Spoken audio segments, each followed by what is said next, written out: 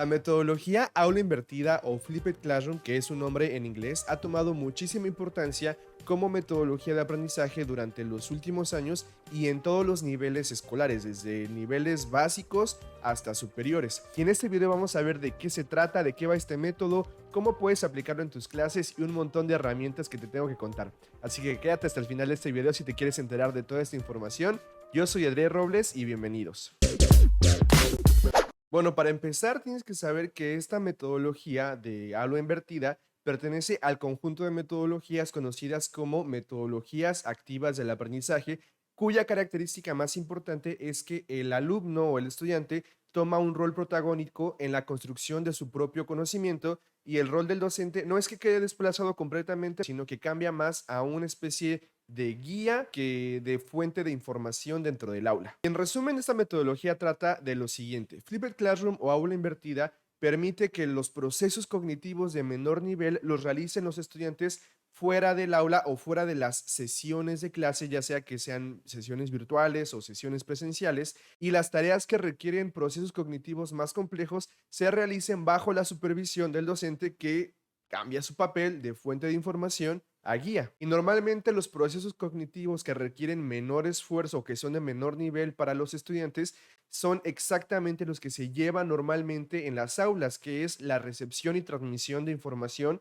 y conocimiento, y eso es lo que se saca del aula para que se lleve en casa o en cualquier otro momento que no sea durante la clase con los estudiantes. Y a ver, no se trata de que los estudiantes sepan completamente de qué va a tratar la clase antes de que lleguen, después de que hayan leído mucho o investigado o visto algunos videos, porque eso es imposible. De hecho, para eso es la clase, para que aprendan. Pero sí que se puede dar una introducción o un panorama general del tema que se va a estudiar en clase y esto ayuda muchísimo a acortar procesos cognitivos y favorece el aprendizaje de los estudiantes. Y bueno, si la transmisión y recepción de conocimiento ya no es la actividad principal durante la clase, entonces pues esas actividades que se van a realizar durante la clase tienen que cambiar, porque uno de los peores errores al aplicar la metodología de aula invertida es hacer que los estudiantes aprendan del tema antes de llegar a clase y repetir lo mismo que ya saben una vez que están en clase. Eso no se debe hacer. Si ya fueron revisados los temas y la información antes de la clase, entonces así el docente puede concentrarse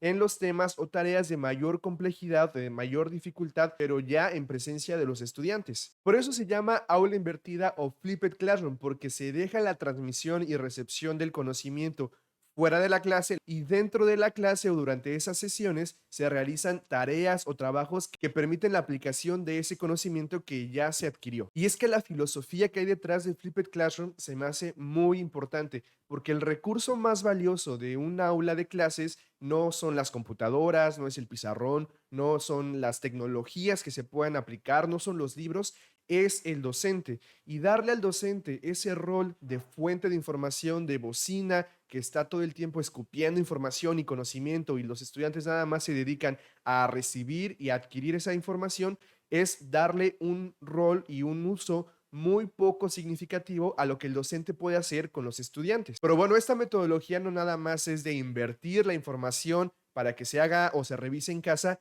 y durante la clase hacer tareas, sino que tiene un poquito más de consistencia y ahora vamos a ver cuáles son las características y cómo aplicar esta metodología paso a paso. Para comenzar tenemos que saber que Flipped Classroom o aula invertida se divide en dos grandes etapas, antes de la clase y durante la clase. Y están conectadas porque durante la primera etapa el estudiante se prepara para entrar en la segunda etapa y llevarla con éxito. Entonces hablemos de la primera etapa, que es donde los estudiantes consolidan los conocimientos y la información que tienen que tener para llevar a cabo una buena segunda etapa. Y aquí el rol del docente es súper importante. Ya dijimos que los estudiantes van a revisar la información relacionada con el tema que van a estudiar durante la clase, pero el punto aquí es de dónde consiguen la información los estudiantes, dónde obtienen esos conocimientos, quién es el responsable o la responsable de hacérselos llegar, pues evidentemente es el docente. Y en este caso, el docente toma el papel de curador de contenido. Así se le dicen a las personas que se dedican a revisar un montón de información, ya sea en libros, en revistas, en internet,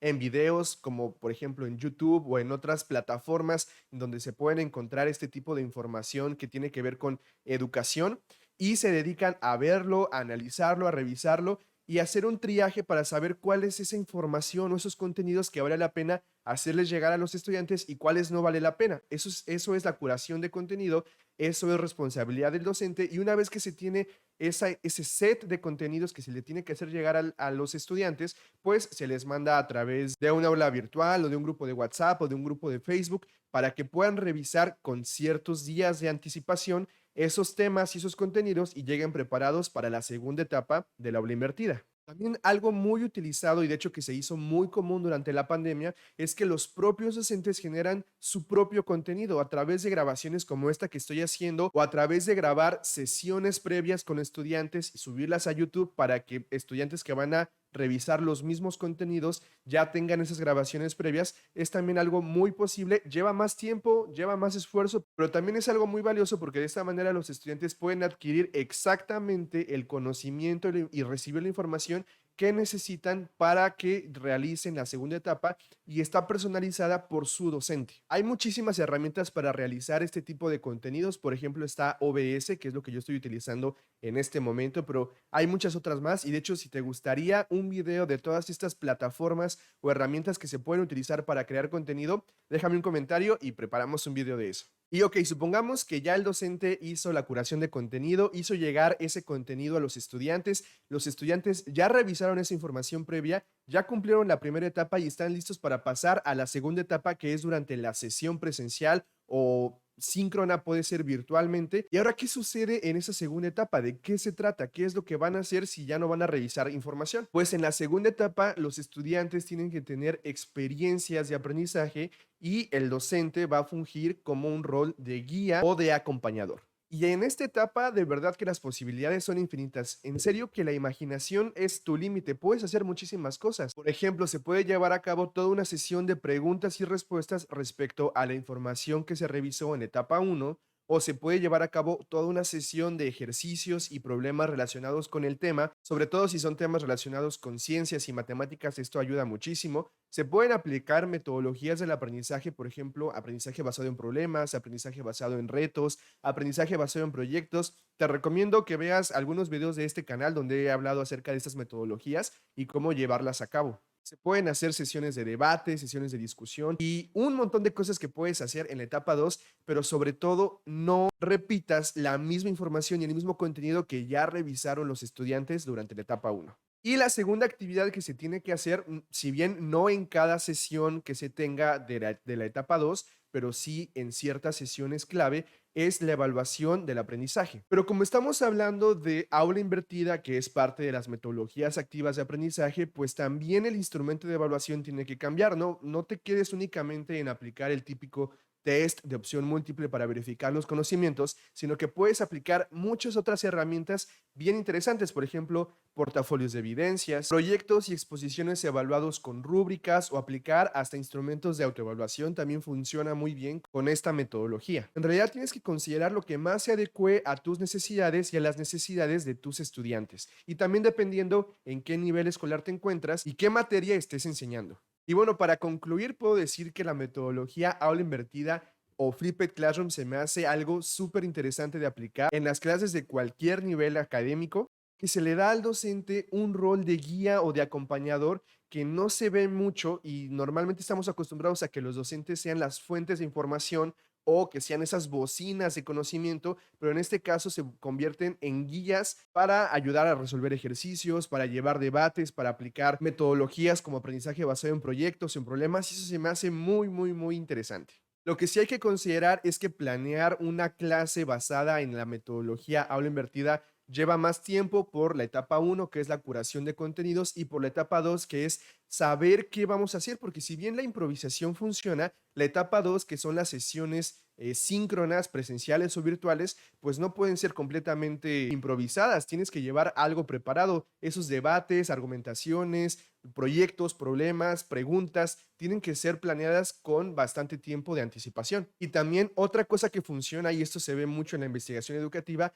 es ser honestos con los estudiantes, decirles que vas a aplicar una nueva metodología y que tanto el docente como los estudiantes deben poner de su parte para que funcione. Y una vez que empiecen a ver que funciona, entonces lo demás será pan comido. En la descripción de este video te dejo un enlace a un blog en el que te cuento más información acerca del aula invertida y también te dejo otro blog en donde apliqué este método para enseñar un tema para que tú puedas ver cómo se ya realiza esta planeación paso a paso y espero que sea útil para alguna clase que estés preparando. Por mi parte es todo, espero que este video se te haya hecho muy útil, interesante. Si te sirvió y crees que le puede servir a alguien más, puedes compartirlo y nos vemos en el próximo video.